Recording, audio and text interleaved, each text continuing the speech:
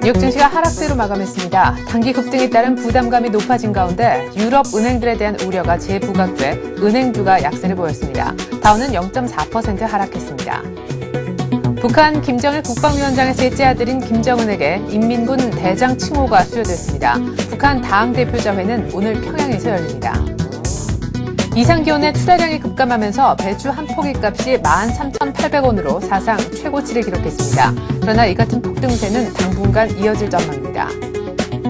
내년도 1학기부터 등록금 상한제가 처음 시행됨에 따라 대학이 등록금을 일정 수준 이상 올릴 수 없게 됩니다.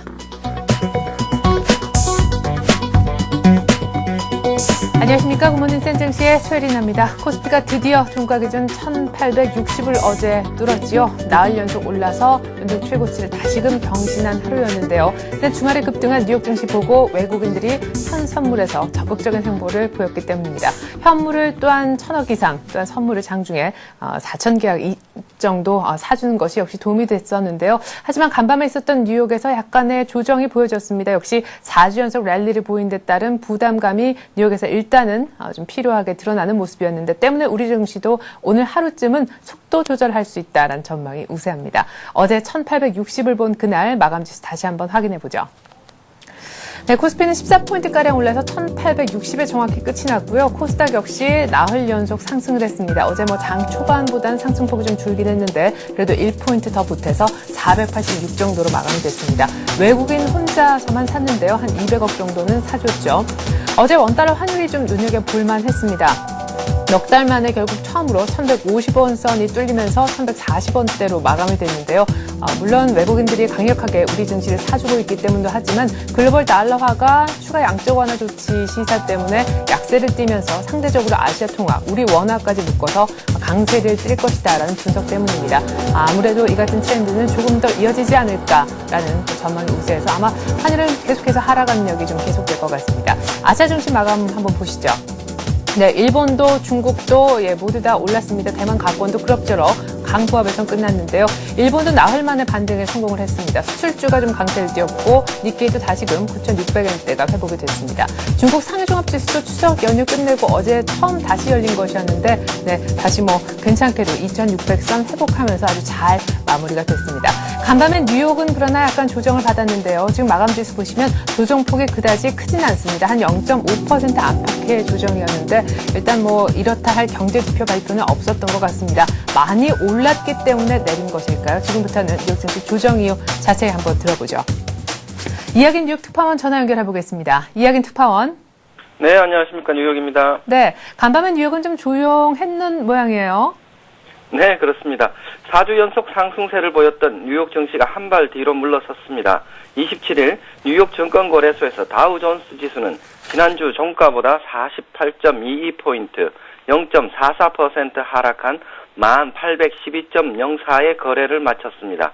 S&P 500 지수는 6.51포인트, 0.57% 내린 1142.16을, 나스닥 지수는 11.45포인트, 0.48% 하락한 2369.77을 각각 기록했습니다. 단기 급등에 따른 부담감이 높아졌고 유럽 은행에 대한 우려가 재부각된 것이 이날 주가 하락의 원인으로 꼽힙니다. 하지만 이번 주가 하락은 일시적 조정으로 다우지수가 지난 5월부터 지속되어 온 박스권을 뚫고 11,000선을 회복할 것이란 전망이 여전히 우세한 상황입니다. 네. 자, 나중에 더 가기 위해서는 하루쯤 이렇게 지표 발표 없을 때 쉬어주는 것이 약이다. 이런 긍정적인 분석도 있는 것 같은데, 아까 유럽 은행들에 대한 우려가 재부각됐다라고 하셨는데, 이게 어떤 소식 때문인지요? 네.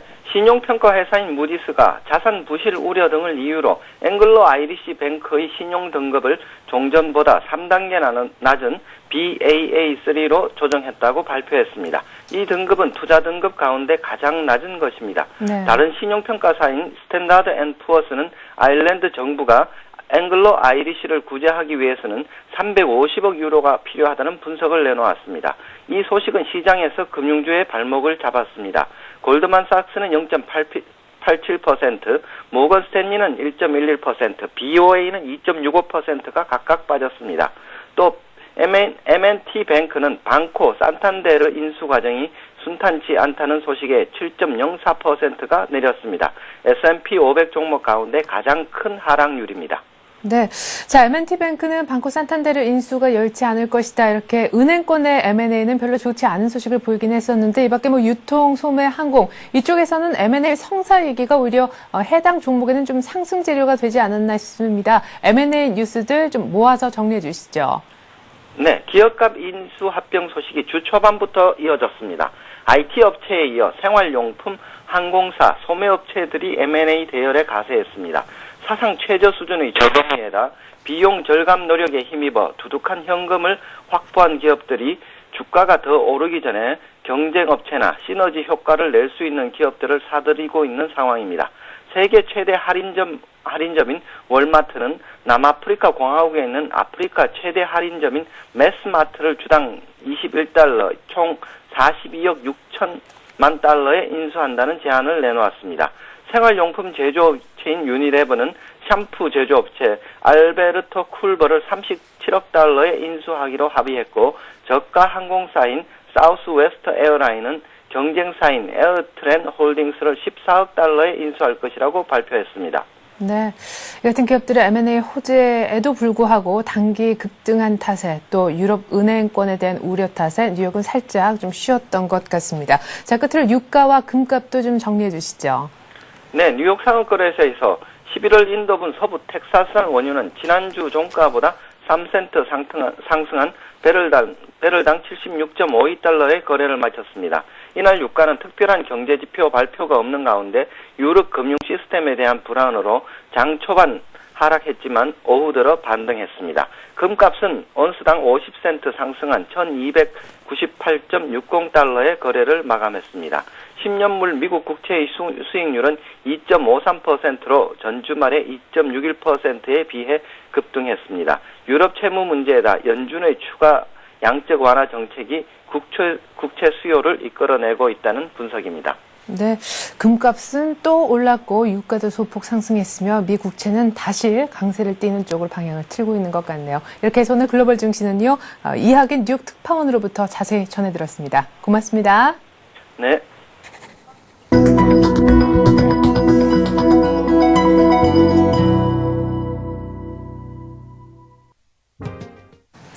네, 이렇게 간밤에 뉴욕 증시는 단기 급등 부담에 또 유로존의 은행권 우려에 소폭이나마 조정을 받았습니다만 어제 우리 코스피는 정말 거침없는 질주를 했습니다. 오늘 뉴욕장은 아주 소폭의 조정에 그쳤기 때문에 우리가 따라가지 않을 수도 있겠다 하는 생각도 드는데요. 글쎄요, 우리 코스피에 가는 길을 뉴욕이 막을 수 있을런지요. 전망 들어보는 시간 갖도록 하겠습니다. 한국투자증권 잠실 신천지점에서 최철원 대리 나오셨습니다. 안녕하세요. 네, 안녕하십니까. 네, 이건 뭐 반칙이다 하는 생각이 들어요. 1830선 돌파, 40선 돌파, 그 다음은 50선 돌파인데 말이죠. 어제 60선이 돌파가 됐어요. 네, 아무래도 뭐 최근에 시장이 워낙 강하게 지금 올라와 주기 때문에 약간 부담이 좀 없는 거는 아니지만은 그래도 네. 가는 거에 대해서는 뭐 특별히 걱정할 건 없는 긍정적인 시장 분위기가 지금 계속 이어지고 있는 거는 맞는 것 같습니다. 예. 자, 그런데 이제 얼마나 더 오를 수 있을까에 대한 부담인 것 같습니다. 지금 뭐 펀드 환매도 이제는 좀 얘기가 쏙 들어가는 분위기예요. 예, 아무래도 뭐 1850포인트를 지금 강하게 좀 뚫어주면서 넘어서는 부분이 시간적인 기간 조정이 나오면서 1850포인트를 빨리 뚫지 못할 경우에는 펀드 환매가 좀 많이 나올 거라고 예상을 했었는데 네. 시장이 지금 연속적인 상승으로 1860포인트까지 지금 올려놓는 상황이 나오고 있는 분위기라서 펀드 환매가 어느 정도는 지금 좀 수그러드는 그런 시장 기대치가 좀 흘러나오고 있습니다. 그렇기 때문에 지금 오히려 지수 자체를 1900포인트에 대한 이제 전망을 조금 슬슬 시장에서는 흘러나오고 있는 이런 긍정적인 시장이 좀 연출이 되고 있습니다. 특히 뭐 기관 쪽에서 펀드 환매가 아직까지는 멈추지 않았기 때문에 기관 쪽에서는 매도가 좀 나오고는 있지만 환율이 좀 계속 지속적인 하락이 좀 이어지면서 외국인들의 지금 매수세가 지속적으로 유입이 되는 게 시장의 뭐 상승의 원동력이 좀 되고 있는 거는 되고 있는 현실이지만 펀드 환매가 여기서 개인들이 지금 최근에 저희 또 현장에서 좀 상담을 좀 하다 보면 펀드 환매에 대한 얘기들이 좀 많이 없어지셨어요. 그래서 들어가는 타이밍을 오히려 좀 잡는 이런 개인 고객분들이 지금 현장에 좀 나타나고 있거든요. 그렇기 때문에 펀드 환매가 어느 정도는 좀 분위기가 좀 많이 예전에 비해서는 펀드 환매 분위기가 많이 좀 줄어든 거는 맞는 것 같습니다. 그렇기 때문에 지수는 추가적인 상승, 이제 뭐 실적 시즌이 조만간에 도래를 다시 할 텐데 3분기 실적 개선 관련 종목들로 해서 종목이 조금씩만 더 올라주면은 지수는 1,900포인트까지도 한번 볼 수 있는 네. 예, 그런 긍정적인 시장 여건은 좀 만들어져 있는 상태인 것 같습니다. 지금 뭐 9월 마지막 주인데요. 1,900포인트에 대한 기대감이 있다. 또 그런 기대감 때문에 우리 개인분들도 펀드에 오히려 들어가는 타이밍이 언제요? 하고 물어보는 지금 그런 분위기다 얘기를 하셨는데 그러면 당장 다음 달 이제 뭐 일주 정도 뒤인데 네네. 10월 중에 1,900 가능하다고 보시는 건지요? 1,900이 가능하기 위해서는 IT 섹터가 좀 반등을 해줘야 되는데 예. 시장에서 IT 섹터가 가지 않으면은 물론 IT 섹터가 가지 않는 상황에서도 다른 업종들이 상승폭이 크게 나올 경우에는 가능할 수도 있겠지만 그래서 지금까지 왔거든요. 예. 그래서 오기는 왔는데 언제 IT 섹터에 대한 한번 시장에서는 아직까지는 IT 섹터가 올라가는 중이라는 기대가 있는 거는 예, 맞는 것 같아요. 그래서 네. 지금 뭐 많이 빠진 낙폭과대 IT 대형주들을 시장에서 뭐 조금씩 사고 있는 분위기가 연출이 좀 되고 있지만 네. 가격이 올라와 주지 않아서 좀 답답한 지금 상황이긴 한데 네. IT 섹터가 올라와 줘야지 안정적인 1,900포인트를 좀 볼 수는 있을 것 같습니다. 네. 외국인 쪽에서 시장에서 이끌어 가는 힘도 작지는 않지만은 네. IT가 계속 거기에 반대급부로 해서 막 계속 빠지게 되면은 IT 빠지는 폭을 커버할 만큼의 다른 업종군에서 올라와 주기에는 네. 상승폭이 좀 상당히 많이 나와야 될 것 같거든요. 네, 그렇기 때문에 IT 섹터가 조금이라도 반등을 좀 해줘야지 네. 다음 달에 1,900포인트를 한번 보지 않을까. 네. 예, 이렇게 개인적으로는 좀 그렇게 좀 생각을 하고 있습니다. 네, 사실 뭐 일각에서는요, 지금 IT가 워낙 많이 빠지는 바람에 대형주 중심으로 해서요, 뭐 삼성전자 포함해서 시총 비중이 20%가 이제 안 돼서 IT가 그렇게 안 올라줘도 시장을 갈 것이다라고는 하지만 이미 그런 것 치고는 많이 올라서 이제 지금부터 90점에서 100점 만드는 데까지는 IT가 좀 분발을 해줘야 될 것 같다라는 쪽이 우리 최선원 대리님의 의견인 것 같습니다. 자, 그런데 IT가 가는 것, 가기 위해서는 사실 실적이 뒷받침이 돼야 되는데 지금 못 가는 이유도 이 실적 때문이잖아요. 예, 실적이 지금 뭐 3분기 실적까지는 그래도 어느 정도는 네. 좀 선방을 해줄 수 있을 것 같은데 지금 이제 뭐 단가 하락이나 이런 부분들이 걱정되는 부분들이 좀 많이 나오기 때문에 IT 업종들이 전혀 힘을 좀 못 쓰고 있습니다. 지금 2분기 때부터 지금 꽤 오랫동안 지금 IT 네. 업종들이 조정을 좀 받고 있는데 삼성전자는 3분기 실적 자체도 지금 하향 조정되고 예, 있잖아요. 지금 지속적으로 좀 하향 추세가 좀 나오고 있는데 하향화가 좀 발표가 좀 되고 있습니다만은 그렇지만 그래도 예전에 좀 나왔던 실적들이 2분기 때 실적에 비해서는 좀 안 좋아지는 거는 맞지만은 네. 절대 수치상으로는 그렇게 많이 다운되는 부분은 아닌 것 같아요. 네. 예, 절대 수치로 따지면은 그래도 좀 좋게 나오는데 전분기 대비해서는 조금 네. 축소가 되는 이런 마이너스 이익 성장률 자체가 마이너스로 나오기 때문에 네. 시장에서 이런 거에 대해서 조금 더 크게 의식을 좀 가져가고 있는 분위기 같은데 네. 그래도 이제 뭐 이런 상품가나 그리고 뭐 갤럭시 S나 이런 것들 제품가 이런 거 나가는 부분들 보시면은 네. 지속적인 판매는 좀 상향이 좀 되고 있습니다. 다만 단가 하락, 그 마진율 자체가 좀 많이 다운되는 부분들이 시장에 좀 우려가 좀 많이 인식이 좀 되고 있어가지고 가격 상승이 나오지 못하는 부분들이 좀 답답한 건데요. 네. 이런 부분들이 바로 뭐 가격적인 단가 하락이 바로 진정이 되면서 바로 상승 전환을 하기에는 아직까지는 여러 가지 좀 확인할 변수들이 좀 많이 있습니다. 네. 그래서 이런 것들이 빨리 나올 것 같지는 않지만은 이거보다는 그냥 바닥을 좀 확인을 하지 않았나는 시장 심리가 인식이 먼저 좀 갖춰지면은 반등이 좀 먼저 나올 것 같거든요. 그래서 네. 지금은 단가 하락이 상승으로 전환되는 것보다는 바닥이라는 시장 심리가 먼저 확보가 되기를 개인적으로도 IT 업종에서는 네. 그런 한번 기대치를 갖고 있는 겁니다. 네, 업황에 대한 우려, 뭐, 맞물려서 이익 모멘텀도 약화되고 있고, 사실 지금 오늘따라 환율 보면은 딱히 우리 IT에는 좀 우호적인 상황도 아닌 이런 분위기입니다. 자, 뭐, IT의 그럼 진정한 반등은 한 3거래일 연속 수급 붙으면서 반등하면 믿을 수 있는 겁니까? 최근 들어서 뭐, 이렇게 간간히씩은 올라왔지만 다시 꺼지는 게 또 문제였었잖아요. 예, 지금 IT가 워낙 조정을 많이 받았기 때문에 한번 올라와 주겠지. 그리고 시장 심리적으로는 어느 정도 이제 바닥은 확인이 됐겠다는 인식이 좀 받쳐주면서 며칠 정도 매수가 좀 유입이 되는 패턴들이 몇 번씩 보였었는데 네. 한 2, 3일 정도 올라와 주다가 다시 뭐 제자리 갖다 놓는 예. 그래서 한 두세 번 정도 지금 이런 과정을 거치면서 아직까지는 IT 업종에 대해서는 좀 배반감이 좀 많습니다. 그렇기 네. 때문에 IT 업종은 아직까지는 뭐 사는 개인 투자자분들이 매수 타이밍을 잡기에는 아직까지는 시간을 좀 더 보고 네. 조금 더 뒤로 가져가셔야 될 것 같고 네. 저도 뭐 IT 업종에 대해서는 기대를 하고 IT 업종이 올라와 주지 않으면 장이 추가적인 상승은 좀 힘들 거라고 말씀을 드리지만 네. 매수 타이밍을 지금 잡으시라고는 IT 업종을 저도 말씀을 드리진 않습니다. 네, 계속 IT 업종에 대해서 시장에서도 얘기가 나오기 때문에 업종에 대해서 분석을 해드릴 뿐 네. 매수 타이밍 자체를 제가 지금 매수를 하셔가지고 가지고 가시라고는 제가 IT 업종을 제가 말씀을 안 드리거든요. 네. IT 업종은 시장에서 이제 확연히 올라와주는 바닥이 확인돼서 시장에서 어느 정도 상승이 나오는 타이밍이 됐을 때 개인 투자자분들은 그때 들어가시는 게 오히려 나실 것 같아요. 예. 먼저 개인 투자자분들이 들어가셔가지고 기다리고 계실 필요는 없거든요. 네. 네, 그렇기 때문에 IT 업종은 조금 멀리 한 발짝 물러나서 네. 올라오는 거 확인하고 예. 예, 매수 타이밍을 잡으시는 게 나으실 것 같습니다. 예, 그래요. 우리도 이제 최철원 대리님이 IT 종목을 하나 굵직한 거 뽑아오는 그날 또 IT 얘기를 좀 풍성하게 제대로 한번 해보기를 기대하겠습니다.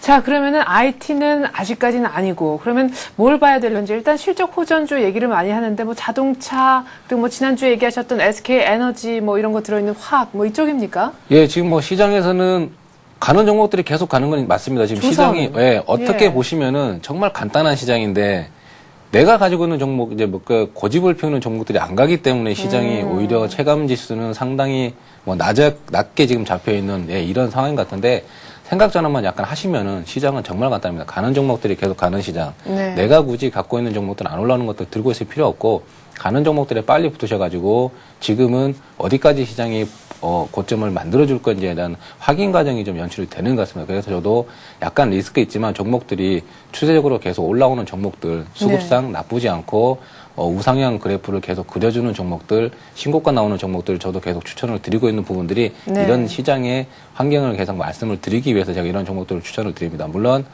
저도 뭐 리스크가 전혀 리스크 걱정을 안 하고 종목을 추천드리는 건 아닌데 네. 지금 시장 분위기는 오히려 이런 종목을 따라가지 않으면은 수익을 낼 수 없는 시장 같습니다. 그렇기 때문에 리스크가 있지만 제가 이런 종목을 추천드리는 근거는 네. 시장에서 종목이 완벽하게 포커스가 맞춰져 있고 네. 시장이 집중화된 시장이기 때문에 이런 종목으로 꼭 집중을 하시라고 저도 이제 올라가는 종목들을 계속 말씀을 드리고 있는 현실입니다. 네. 자, 그러면은 업종으로 종목 하나하나 얘기할 수 없어서 업종으로 이렇게 자꾸만 여쭤보게 되는데, 좀 괜찮은 업종이라고 지금 좀 갈만한 업종이 그러면은 뻔하다는 말씀으로도 들리거든요. 네, 지금 계속 시장에서 제가 말씀을 드리는 종목이 업종 자체가 자동차, 화학, 예. 조선, 예, 추가적으로 더 상승이 있을 거라고 말씀드렸던 업종이었는데 지금 시장 2, 3주 보시면은 지난주 자동차가 시장 올려놨고 예. 조선주 계속 올라오고 있고 화학주 조정이 있는 것 같았지만 그렇죠. 다시 신고가 나오는 종목들 이런 시장에서 나오는 종목들이 확연하게 보입니다. 네. 예, 그렇기 때문에 이런 종목군들 안에서 시장 포트폴리오를 만들어 가시는 게 네. 예, 여기까지 뭐 지주사 종목도 이제 물론 포함을 드립니다. 네. 예, 지주사 업종도 포함을 드리니까 이런 가는 업종군에서 종목 포트폴리오를 구성하시는 게 네. 지금 시장에서는 수익률 찾기는 가장 그나마 이제 성공률은 높아 보일 것 같습니다. 네. 자, 그러면은 철강 쪽도 궁금하고요. 그리고 은행, 뭐 증권, 금융 쪽도 궁금합니다. 지수가 간다면 증권도 갈 것 같은데 철강 쪽은 또 언뜻 생각하면 중국주지만 이익 전망이 또 하향 조정된다 이런 얘기도 있어서 좀 헷갈립니다. 예, 지금 뭐 철강주가 중국 관련 종목인데 최근에 보시면은 현대차 관련, 현대제철이나 현대아이스코 같은 거는 그래도 좀 올라오는 반면에 네. 대장주인 포스코 자체가 올라가지 못하는 부분은 이익 전망치가 좀 하향이 좀 되고 있습니다. 지금 2분기 때 몇 달 전에 한번 생각을 해보시면은 원자재 계약권 자체를 원래 뭐 분기별로 했었었는데 네. 월별로 지금 계약을 좀 바꿨습니다. 네. 그게 지금 2분기 때 계약했던 원자재 값들이 지금 3분기 때 반영이 될 거, 그리고 4분기 때도 고가에 잡아놨던 원자재 가격들이 지금 이제 반영이 되기 때문에 이익 개선 자체가 좋지 않게 나올 것이다. 네. 마진율 자체가 한 자릿수까지 떨어질 수 있는 가능성이 좀 제기가 되기 때문에 포스코가 그런 부분에도 중국 관련주지만은 시장에서는 가지 못하고 있는 거거든요. 네. 네, 그렇기 때문에 이런 것들이 시장에서 악재가 나온 종목들에 대해서는 굳이 종목을 분석을 하고 뭐 찾으실 필요는 없을 것 그럼 같습니다. 철강 쪽에서 포스코 제외하고는 괜찮습니까? 예, 지금 포스코는 제외를 일단 하셔야 될 것 같고 예. 현대 자동차 업종이 워낙 좋다고 제가 말씀을 드리지 않습니까? 그래서 뭐 전방 산업이 워낙 잘 돌아가고 있는 현대 계열사인 현대제철이나 네. 현대하이스코 쪽은 안정적인 매출처를 확보를 하고 있기 때문에 이런 철강 업종 중에서는 이런 종목을 보시는 게 포스코보다는 수익률이 조금 더 좋게 나오지 않을까. 지금 시장 분위기는 그렇게 한번 말씀드릴 수 있겠습니다. 네, 그러면은 지수 가면은 증권주도 일단은 계속 홀딩이네요. 증권주 지수가 간다고 지금 저도 생각을 하고 있기 때문에 증권주에 대해서는 홀딩을 권유를 드립니다. 다만 금융섹터 중에서 지금 최근에 보시면은 증권업종은 그래도 어제 보시면 좀 올라오는 모습이 좀 나타났는데, 보험. 예, 보험 어제 물론 단기 약재가 나온 겁니다. 지금 뭐 네. 담합에 관련해서 얘기가 나왔기 때문에 어제 매도가 좀 나왔는데, 보험업종 보시면은 확연하게 지금 매매 패턴이 분류가 좀 됩니다. 지금 외국인들은 생보사를 사고 있고 기관 쪽에서는 손보사를 좀 삽니다. 네. 예, 그렇기 때문에 지금 이제 하반기 때 금리 인상이 좀 예정이 좀 될 것 같거든요. 네. 그래서 장기로 보시면 보험주를 사시는 데는 리스크는 그렇게 많지는 않을 거예요. 그렇지만 네. 지금 빨리 올라오지 않으면 좀 답답한 감이 좀 없지 않아 있을 수가 있으니까 네. 지금 시장에서는 이런 좀 무거운 종목들보다는 지수가 가면은 빨리 갈 수 있는 게 증권 섹터일 겁니다. 금융 섹터 중에서는. 네. 그래서 증권 금융 종목을 꼭 골라서 들고 홀딩을 해보시겠다 싶으시면 증권업종을 고르셔서 가보시는 게 지금 시장에서는 가장 낫지 않나, 예, 이렇게 생각을 할 수 네. 있겠습니다. 자, 정리를 해보면 지금 조금 아니다 싶은 것이 IT 쪽, 그리고 금융 쪽에서는 보험, 미리 가서 기다릴 필요까지는 없다고 생각하시는 것 같고, 또 철강금속 쪽에서 포스코는 조금, 예, 철강금속 섹터 내에서도 조금은 지금 약하다라고 보시는 것 같습니다. 자, 그럼 지금 가장 강하다, 당장 오늘도 좀 움직여줄 것 같다라고 기대하시는 종목 얘기를 한번 구체적으로 들어볼까요? 예, 오늘은 제가 SK CNC 지주사 종목을 하나 말씀을 좀 드려보겠습니다. 실질적인 SK그룹의 뭐 지주사로서의 역할을 좀 담당하고 있는데, 지금 최근에 SK 에너지 올라오거나 이런 종목들 보시면은 자회사들의 실적들이 상당히 좀 많이 개선이 좀 될 걸 예상이 좀 되고 있습니다. 그래서 네. 3분기 매출액 자체가 한 18% 정도 올라올 걸 좀 생각이 되고 있고, 네. 최근에 기관 쪽에서만 한 6거래일 연속 매수, 그리고 어제 보시면 외국인 쪽에서도 같이 매수가 좀 올라옵니다.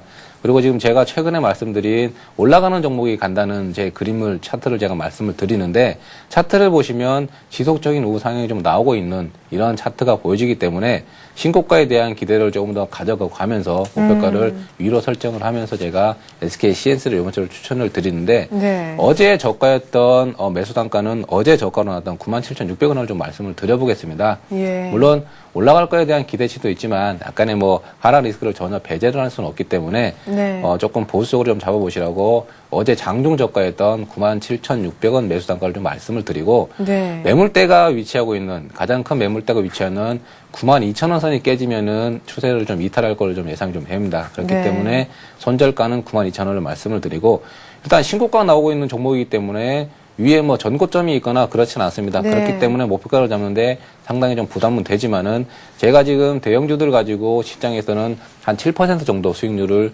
잡고 매매를 하시면은 그 정도의 변동성은 지금 최근에 좀 나오는 것 같거든요. 예. 제가 말씀드리는 종목들도 그 정도 수익률은 나오는 것 같기 때문에 제가 목표가는 한 7% 수익률을 잡으면서 목표가 104,000원 정도를 네. 제시를 한번 해드려 보겠습니다. 네, 그나저나 이제 3분기 프리어닝이니까요. SK CNC 실적만 끝으로 한번 좀 여쭤보죠. 3분기 실적 괜찮은 거죠? 3분기, 2분기에 대해서 많이 실적이 좋아지고 있고, 지금 자회사들에 대한 실적들이 상당히 뭐 좋게 나오기 때문에 지분법 이익 자체 부분들도 상당히 개선이 좀 될 걸로 예상이 됩니다. 거기다가 지주사라는 프리미엄까지 얹어지게 되면은 추가적인 상승이 있어 보이기 때문에 SK CNC 한번 제가 추천을 드려보겠습니다. 네. 자, 이렇게 해서 오늘의 센 전략 코너는 한국투자증권 잠실 신천지점 최철원 대리와 함께 했습니다. 고맙습니다. 네, 감사합니다.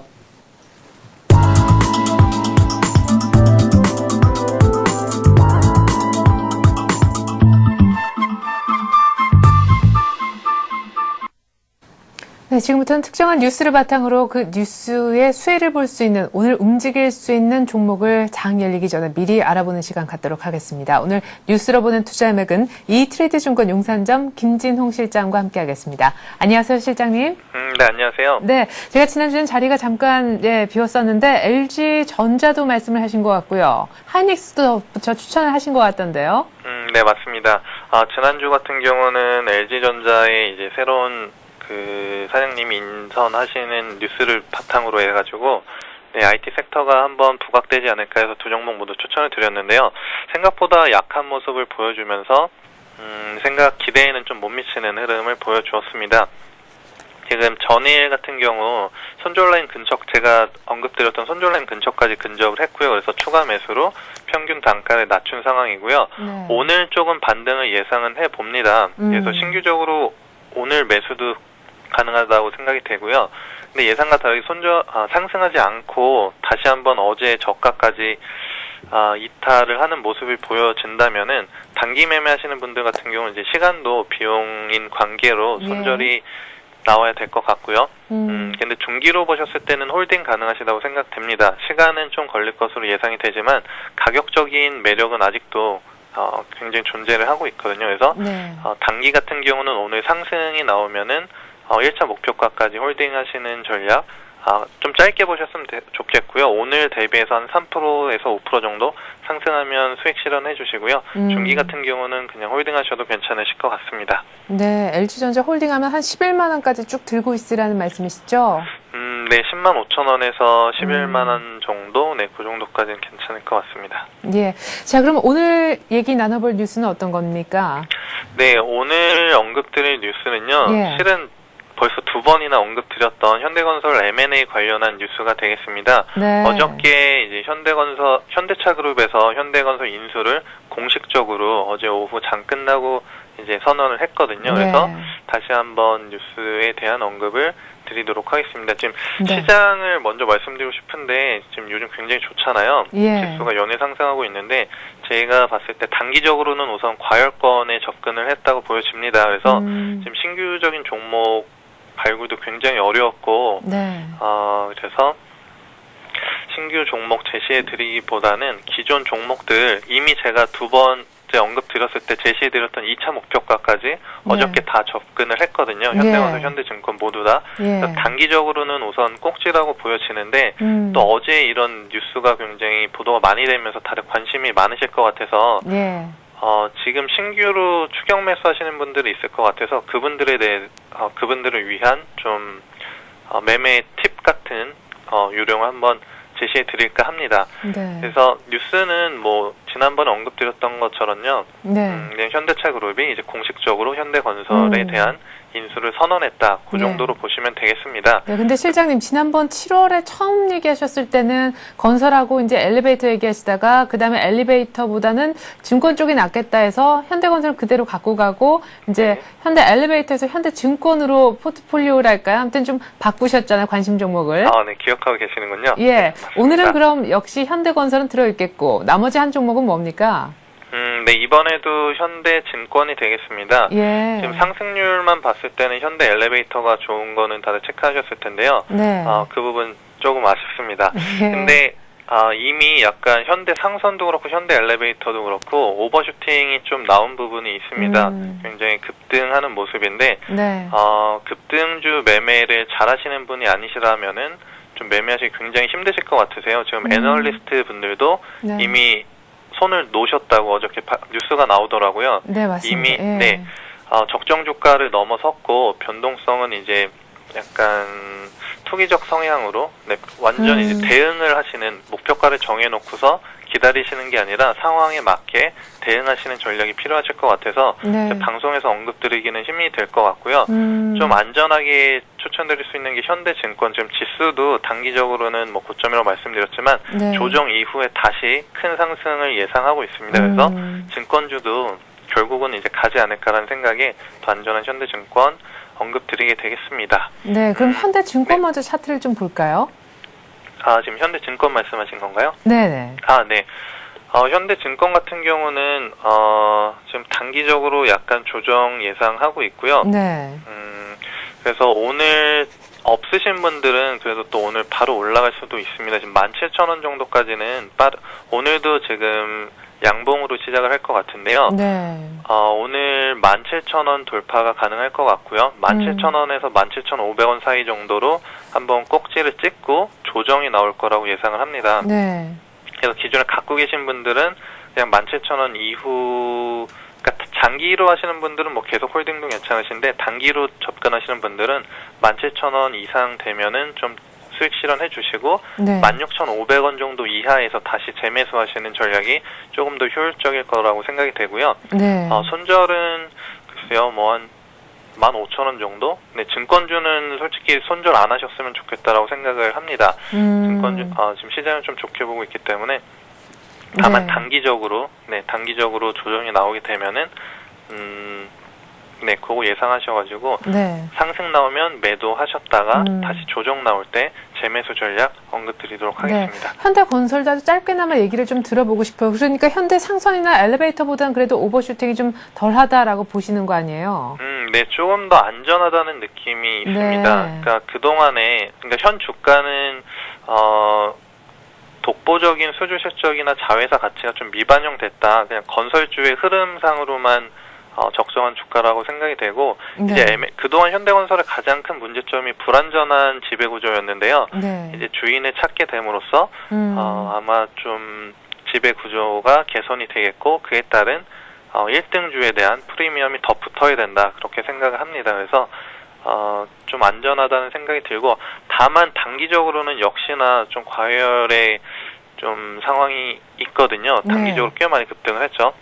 그럼 지금 7만 원에서 들어가실 77,500원 사이에서 네. 박스권으로 왔다 갔다 할 수 있습니다. 그래서 72,500원 정도에서 많이 사셨으면 좋겠고, 77,500원에서 8만 원 사이에서는 이익 실현하시고 다시 눌리면은 매수하시면 괜찮을 것 같습니다. 네, 한 7만 2,000원, 뭐 2,500원 요 정도에서 샀으면 좋겠다. 7만 7,000원 넘어서부터는 8만 원 사이에서는 일단 한번 잘라줬으면 하는 바람. 현대건설하고 앞서서 저희가 현대증권 얘기를 한번 들어봤습니다. 오늘 또 크게 한번 움직이면 저희가 장중에 전화를 드릴 수도 있을 것 같습니다. 이렇게 해서 오늘 뉴스로 보는 투자의맥은 이트레이드증권 용산점에 있는 김진홍 실장과 함께 해봤습니다. 고맙습니다. 네, 감사합니다. 네. 자, 이제 우리 장도 막 열린 것 같아요. 장 열린 지 1분이나 지났는데 시초가가 크게 움직일 것 같지는 않습니다. 뉴욕 증시도 아주 조용하게 끝났는데요. 일단 시초가 분석해드리죠. 화면 함께 보시겠습니다. 네, 현재 코스피가 조금 약하게 출발하네요. 그래도 뭐 2포인트 정도 어제 또 워낙 올랐었기 때문에 1858포인트 살짝 1860선이 깨진 채 출발하고 있고요. 코스닥은 그러나 여전히 추가적인 상승을 해주면서 487에서 출발합니다. 삼성전자가 소폭 오르고 있지만 여전히 75만 원대, 포스코도 아주 미미하게 반등이네요. 현대중공업이 그러나 좀 놀랄만 합니다. 어제 또한 강했었는데 오늘 또 강한 모습, 아주 소폭이나마 추가로 밀리지 않는 것이 더 강하게 느껴지는 이유입니다. 삼성생명도 0.5% 가까이 뛰고 있는데 오늘 조금 가장 눈여겨볼 만한 것은 현대차가 아닌가 싶어요.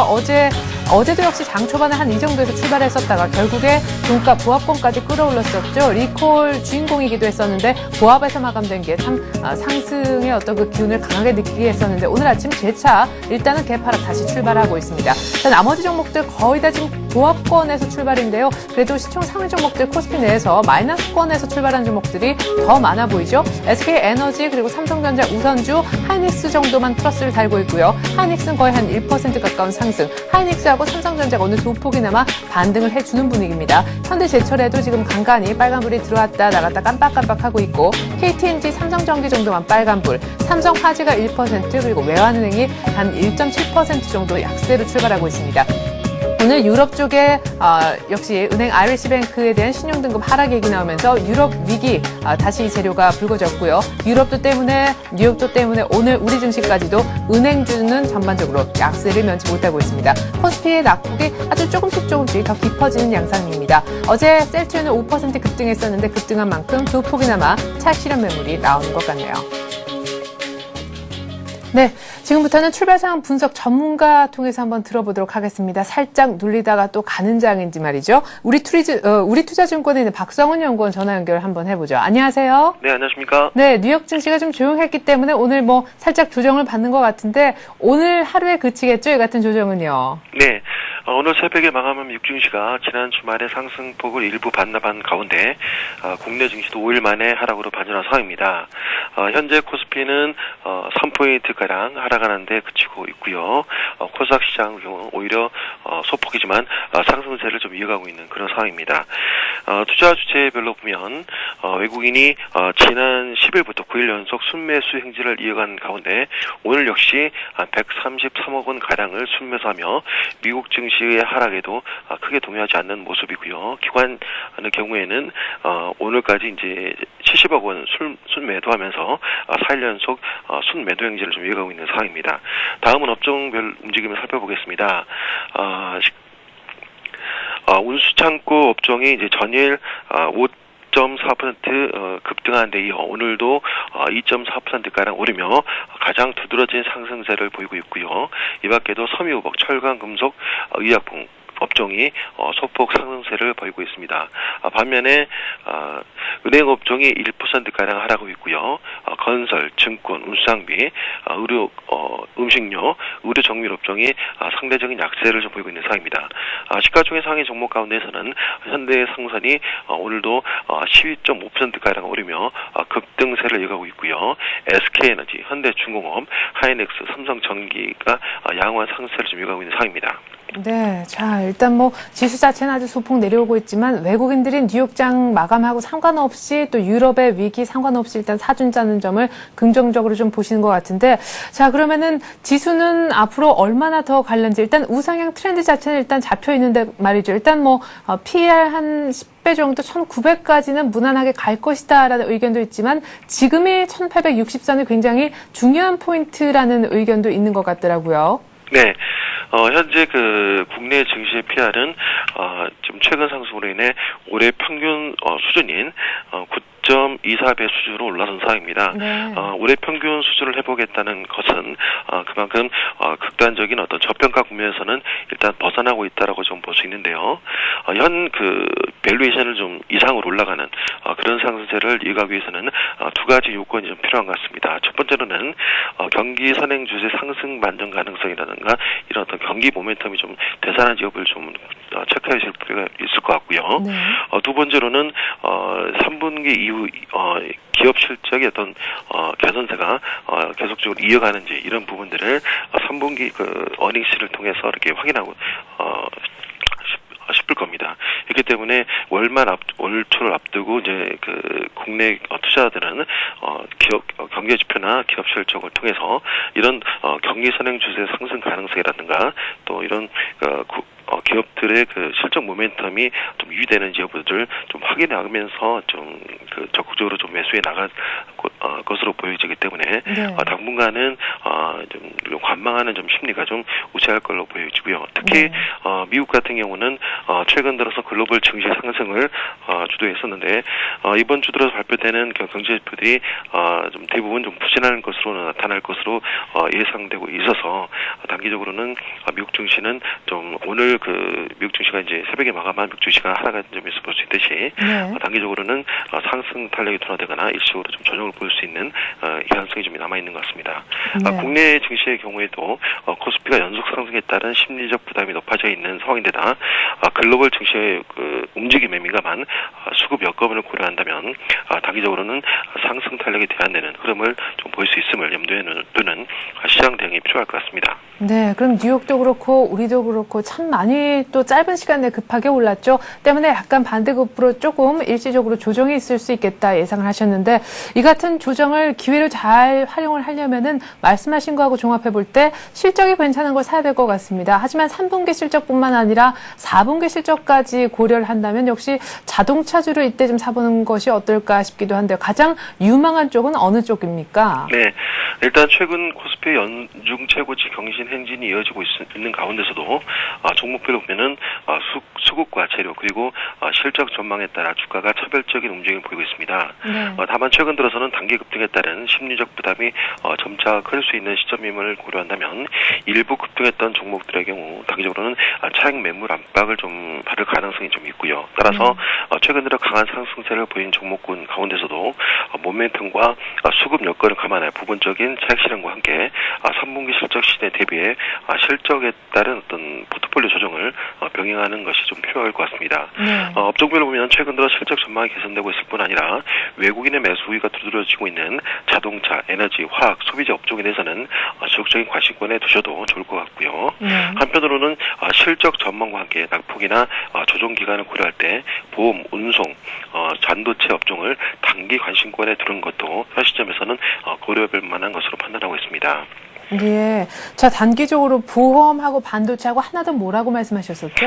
예, 보험, 운송, 반도체 업종입니다. 있습니다. 예, 그래요. 항공운송 업종의 경우는 3분기 양호한 실적 개선세가 유지될 전망이어서 긍정적인 접근이 좀 가능할 것으로 보고 있기 때문입니다. 네, 그래요. 이렇게 해서 오늘 전략까지 한번 살펴보았습니다. 일부 좀 수익 난 것은 현금화를 시켜서 실적이 괜찮은 것으로 포트폴리오를 다시금 좀 재조정할 때다. 이런 얘기까지 해주셨네요. 우리 투자증권의 박성은 연구원이었습니다. 고맙습니다. 네, 감사합니다. 네, 자 계속해서 채권 시장하고 외환 시장 오늘 출발 한번 살펴보도록 하겠습니다. NH투자선물 리서치센터로 가서 전소영 연구원 불러보죠. 안녕하세요. 네, 안녕하세요. 네, 오늘 여기는 좀 조용했는데 어제 1,150원이 깨져서 주목을 받았던 날인데 오늘도 역시 1,150원이 회복은 안 되고 있는지요? 예, 그렇습니다. 오늘 환율은 전일보다 20전 하락한 1,148원에 시작을 하고 있습니다. 예, 어제는 일단 이제 개장가부터 1,150원이 무너졌는데요. 이런 거는 이제 지난 5월 18일 이후 처음이었고요. 종가 역시 이제 전일보다 7원 하락한 1,148원 20전으로 마감했는데 이 역시 이제 지난 5월 18일 날 1,146원 이후에 4개월 만에 이제 낮은 수준을 기록했습니다. 이제 어제는 이제 최근에 주목을 받고 있는 글로벌 환율 전쟁에 따라서 달러와 약세 등의 이제 대외 요인이 환율 하락의 모멘텀이 됐습니다. 하지만 이제 당국의 스무딩이나 이제 결제 수요가 이제 간간히 유입이 되면서 낙폭은 이제 늘리지 못한 채 1,146원에서 이제 1,151원 사이에 좁은 등락을 지속을 했는데요. 네. 역의 중심의 매도세로 1,150원을 이제 회복하면서 마감하지는 못했습니다. 예. 자, 이제는 1,140원대 일단 들어와 버렸기 때문에 1,140원이 혹시 깨지나 이런 우려까지는 아니더라도 1,150원까지 쉽게 다시 회복할 수 있을까에 대한 의구심이 오늘 아침에서 보듯이 좀 계속 되는 것 같습니다. 앞으로 또 오늘 좀 조용한 그런 국면이 당분간 이어질는지요? 예, 일단 이제 글로벌 환율 전쟁이 계속 이어지고 있는 상황에서, 이제 워낙 약세를 이야기한다는 것이 좀 아이러니한 상황입니다. 네. 왜냐하면은 지금 이제 이슈가 이제 환율인데요. 이제 버냉키의 이제 양적 완화 정책을 계속 이어간다라는 이제 이런 발언 등이 달러의 약세를 계속 불러오고 있고 이런 것들이 이제 워낙 강세 요인으로 작용을 하고 이로 인해서 이제 엔화나 유로화 등의 강세도 이제 지속적으로 일어나고 있는 상황입니다. 이제 특히나 이제 중국의 달러 약세에 이제 대비해서 일본 채권 등의 이제 매입이 외환 당국이 나타나면서 이런 이제 다변화 정책이 일본의 이제 엔고 현상을 이제 불러오고 있고요. 이러면서 이제 일본 역시 엔고 현상으로 계속 이제 수출 기업들이 타격을 입게 됨에 따라서 계속 이제 개입을 단행하는 등 이제 자국의 통화를 이제 지키기 위한 약세로 지키기 위한 이런 노력들이 일어나면서 우리나라도 이제 어제 같은 경우도 이제 스무딩이 나타났지만 하지만 이제 레벨을 지키기 위한 이런 노력은 이제 미국이나 이런 데서 달러 약세를 얘기하고 있기 때문에 강한 개입 나타나기는 좀 어려운 상황입니다. 따라서 이제 1,140원대 이제 등락은 이어지겠지만 1,150원 위로 이제 올라가는 이런 상황까지 이제 노려보기는 조금 이제 쉽지 않은 상황이고요. 네. 다만 이제 여기에 매도가 이제 깊기 때문에 이제 쇼 포지션이 깊은 데 따른 이제 일시적인 반등 현상은 이제 꼭 오늘이 아니더라도 일시적으로 이제 매수로 이제 롱으로 전환해야 되는 이런 상황들이 올 수는 있습니다만 일단 이제 1,140원대 흐름에 좀 주목하셔야겠습니다. 네. 한편 어제 우리 채권 시장은 미국 국채금리 조정에도 불구하고 역시 매수 우위 외국인들 국채 선물 또 매수 외국인들 또 원화 자산 강세 기대하면서 베팅이 들어와서 미국과 상관없이 또한 디커플링 되면서 강세를 띄었습니다. 근데 간밤에 뉴욕의 10년물 금리 보니까 다시 강세로 전환되는 것 같던데요. 이 같은 채권 시장의 강세 또 주식 시장의 강세 그 뒷면에 있는 원화 강세 트리플 강세는 계속 이어질 것 같다는 생각도 들어요. 예, 그렇습니다. 외국인이 일단 이제 환해지를 하지 않고 국내 주식이나 채권들을 이제 사들이면서 환차익을 노리고 있다라는 이제 판단이 국내 이제 언론에서도 많이 나오고 있는 상황인데요. 이제 외국인 매수 같은 경우는 아시아 이머징 통화들 중에서 원화의 강세폭이 조금 적은 상황입니다. 이런 것들은 이제 당국에서 이제 계속 스무딩이 들어왔던 이런 요인도 있겠지만요. 어찌됐든 이제 골드만삭스에서는 연말 환율이 1,100원까지 간다 이런 얘기들이 나오면서 어쨌든 외국인들은 원화의 추가 강세를 노리고 계속해서 한국물을 사들이고 있다라는 이런 판단이 들고 있고 이런 것들은 이제 주식과 채권 그리고 환율의 트리플 강세를 계속 야기하는 요인입니다. 이런 것들 아니어도 채권 시장 같은 경우는 이제 수급적으로도 매수가 유리하다는 이제 시장의 인식이 있는데요. 일단 이제 9월달에 이제 국채 발행 물량이 4.5조 원을 발행 예정이었지만 실 발행 물량이 한 5.5조 원 수준이었습니다. 따라서 이제 10월 이후에 이제 4분기 월 평균 이제 발행액이 3.8조 원 이제 이하로 이제 급격하게 줄어들 가능성이 있고 계속해서 이제 초과 발행이 된다면 12월 같은 경우는 이제 2조 원 이하까지도 떨어질 수 있다라는 이런 시장의 예상이 나오고 있습니다. 이런 것들은 아무래도 계속해서 이제 수요가 나오고 있는 상황에서 공급 물량이 딸리다 보니까 계속해서 이제 채권을 사들일 수밖에 없는 이런 요인이 되고 있고 이런 것들은 이제 금리의 계속 하락 요인으로 미국채 금리와 상관없이 계속 이제 우리나라 채권 시장의 강세를 야기할 수 있는 이런 요인으로 작용을 하고 있습니다. 그리고 이제 글로벌 이제 유동성 랠리로 계속해서 이제 모든 자산 가격이 오르고 있고 일단은 이제 유동성을 이제 회수하기 전까지 이런 흐름은 이제 지속될 것이라는 생각인데요. 이런 거는 이제 G20 정상회의나 아니면 이제 미국 이제 중간 선거 때 이제 뭐 이 이후에 이제 유동성을 회수한다던가 아니면 이제 환율 전쟁에 어느 정도 이제 종착역을 찍는다던가 이런 요인들이 나타나면은 아마 이제 글로벌리 금융시장의 판도가 이제 바뀌면서 채권시장에도 이제 어느 정도 영향이 미치지 않을까 이런 것들 좀 주목해서 보셔야겠습니다. 네, 하지만 그 전까지는 계속해서 원화 강세 또 베팅하는 외국인들의 세력, 이 같은 수요 때문이라도 채권시장은 계속 강세 국면을 좀 한동안은 보여주지 않을까 싶기도 합니다. NH투자선물 리서치센터의 전소영 연구원과 함께 채권시장과 외환시장에 대한 얘기 들어봤습니다. 고맙습니다. 네, 감사합니다.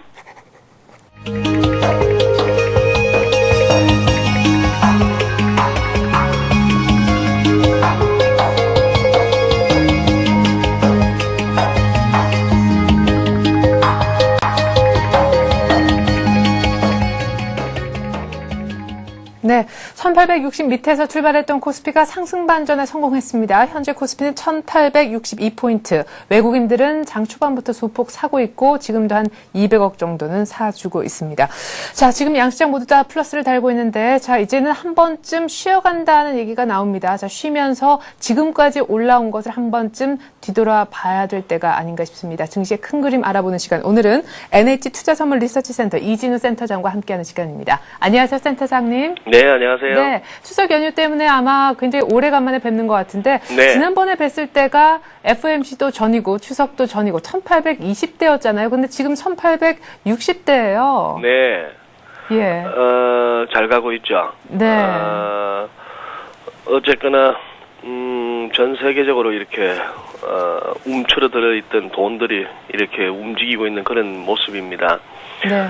특히 지난번 FOMC 우리 추석 연휴 첫날이었죠. 21일 날, 지난주 네. 화요일 날. 결국 참 신기한 것은 그 FOMC 전날 하루 전에 네. 미국의 전미 경제조사국이었죠. 거기서 공식적으로 18개월 만에 어떤 작년 2009년 6월로 경기 침체는 끝났다. 네. 라는 이런 공식 선언이 있었고, 그 다음날 버냉키 의장은 또 시장이 원했던 추가 양적 완화 필요하다면 할 수 있다. 네. 뭐 이 얘기로 이제 시장의 랠리를 이끌었거든요. 네. 제가 보내드린 그 다우지수 차트 한번 봐주셨으면 좋겠습니다. 네. 거기 보면은 지금 위에 까만 화살표 네. 나오는 날, 네. 그날이 FOMC가 있었던 날이었죠. 그 전날 이렇게 거대 양봉이 나왔던 것은 FOMC에 대한 기대감이었다고 네. 볼 수도 있겠고, 그 다음에 또 빨간색 화살표를 표시했던 저게 지난 주말, 미국의 내구재 수준은 전반적으로 1.3% 정도 이렇게 줄어들었음에도 불구하고 8월 달에 네. 그 세부 항목인 자본재 수주가 뭐 4.1% 증가했다. 네. 뉴욕발 시황에서는 다들 뭐 그렇게 설명을 했습니다. 네. 그러나 그거보다는 오히려 참 그거 하나를 이렇게 설명하기는 좀 우선장이고요. 예. 이렇게 볼 수도 있습니다. 돈은 참 많습니다. 제가 궁금한 거는 뭐 공식적으로 경기 침체도 탈피했다고 선언하고 있고, 지표상으로도 그렇고 주가를 보나 무슨 뭐 원자재 가격을 보나 이렇게 자산 가격의 레벨을 보나 네. 이미 충분히 위기 전 수준까지 왔는데 왜 이렇게 버냉키 의장의 범퍼질은 계속되는지. 네.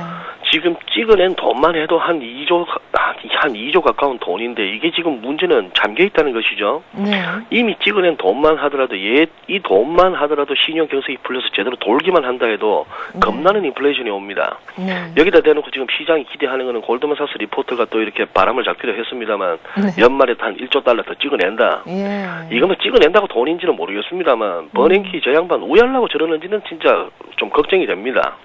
네. 어떤 뭐 위기 극복의 어떤 뭐 마술사 뭐 이런 식으로까지 뭐 칭송을 받을지는 모르겠습니다만 네.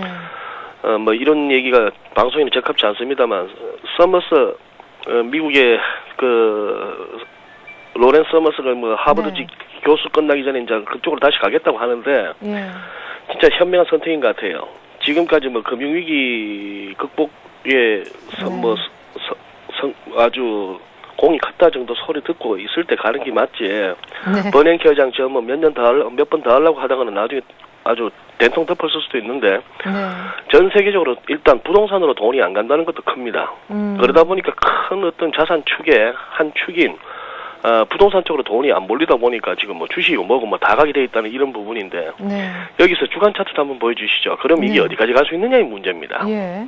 어디까지 갈 수 있느냐의 문제인데 이거는 결국 아까 일간 차트상의 전고점이나 마찬가지였던 11,230포인트 근처 네. 지난번 미국발 금융위기 이후에 낙폭에 대한 61.8% 우리가 지난번에 저기서 막 쳤기 때문에 뭐 베어마켓 랠리다. 그 이후에 헤드앤숄더 패턴도 네. 뉴욕에서도 지적하고 했습니다만 그게 모든 게 무위로 돌아가면서 지금 저 랠리가 펼쳐지는 네. 그런 흐름이죠. 그러니 지금은 뭐 한마디로 같이 미쳐줘야 됩니다. 뭐 이거저거 따질 것 없이 네. 갈 때는 뭐 같이 가지고 파티를 즐겨줘야 되는 그런 상황이라고 보이네요. 예, 그래요. 네. 결국에 이제 다우도 한 4월 고점 정도까지는 올라설 분위기다 이런 얘기. 기술적으로는 이제 타겟은 그런데 네. 예, 지금 이 정도의 그림이라면 저까지는 안 가겠느냐 무난하게.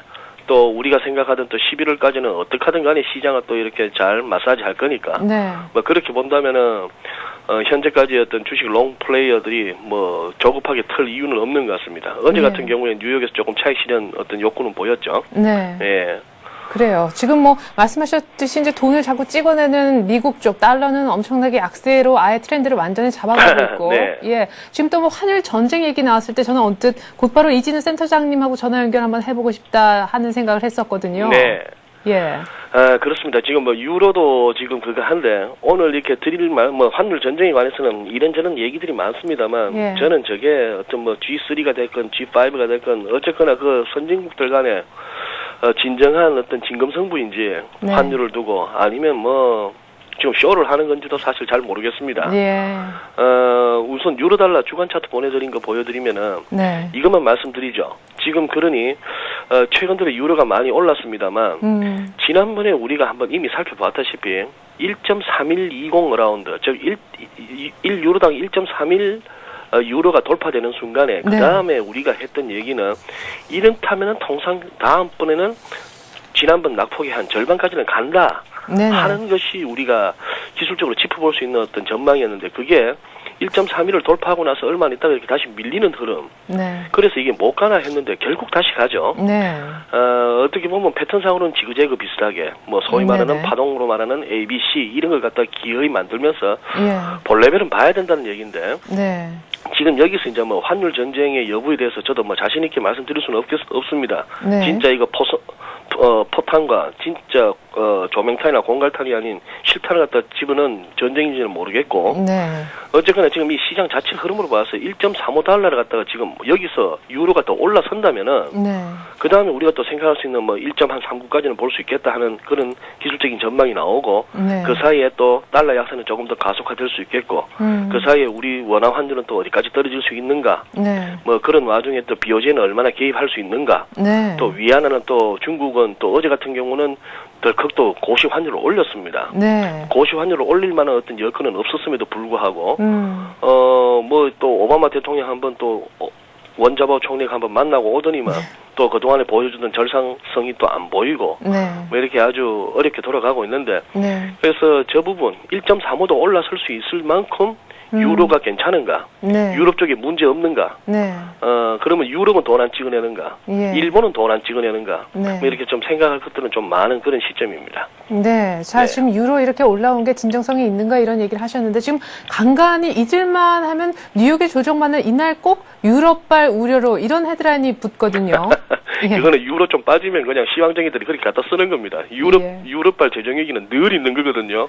몇 년 전부터 있었던 거고. 네, 그런데 맞습니다. 이제 유로 빠지면은 갖다 붙이는 거고. 예. 유로가 오르면 달러 약세로 갖다 설명하는 거고. 네. 솔직히 모르겠습니다. 저도 이거 쓰는 걸로 업을 삼는 사람입니다만 왜 오르고 왜 빠졌는지 모르겠습니다. 네. 죄송합니다. 아니, 우리 그러면 원화는 어디까지 강세를 띌 수 있다고 기술적으로 현 시점에서 분석하시는지요? 원화는 제가 차트를 못 보내드렸는데 네. 뭐 얼추 1145원, 1140원 정도 생각하시면 될 것 같습니다. 그 레벨은 우리 아주 숙명적인 환율인데요. 서울 네. 외환시장에서 지난 한 10여 년에 걸친 어떤 평균 환율이기도 하고 예.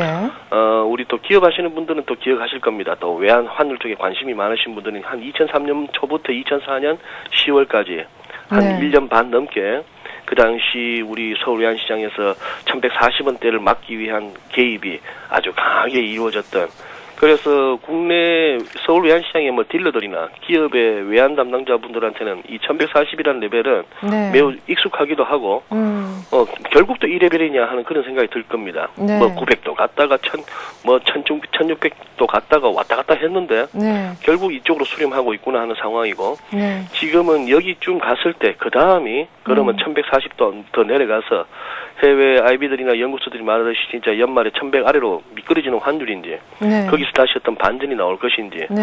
그런 부분인데요. 지금 뭐 우리 당국도 계속해서 개입을 하고 있습니다. 네. 하고 있는데 그거는 뭐 일본도 개입하고 미국도 이렇게 달러 약세를 하는 것처럼 네. 전 세계가 자국 통화에 약세를 갖다가 이렇게 약세를 갖다 유도하기 위한 네네. 그런 흐름.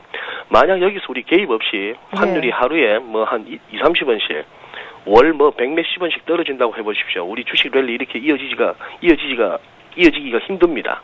그 점을 감안한다면은 왜 쓸데없이 개입이야라는 생각보다는 네. 남들 할 때는 같이 해주는 게 맞는 거죠. 예, 그렇게 봐주시면 될 것 같습니다. 네. 1140을 갖다가 예. 1140보다는 조금 더 엄밀하게는 한 1145원 여기가 무너지는가 아니면 여기서 지지되는가를 환율은 주목하시면 될 것 같습니다. 네, 환율은 1145원까지 일단 밀어붙여질 것도 같다. 다우는 네. 11,200선 얘기하시고 그럼 네. 끝으로 아주 짧지만 우리 코스피는 어디까지 봐야 될 것 네, 같습니까? 코스피 보내드렸던 제 차트를 한번 띄워주시면 좋겠습니다. 네, 요 기술적 부담이 느껴지는 것이죠. 제가 선 하나 끊어온 거 있죠. 네. 위쪽에 저 까만색 점선으로 끊어놓은 선. 어제는 뭐 증시에는 외환시장처럼 개입도 없고 하니까 한번 네. 오버슈팅을 하다 보면 저 선도 딛고 올라섰습니다.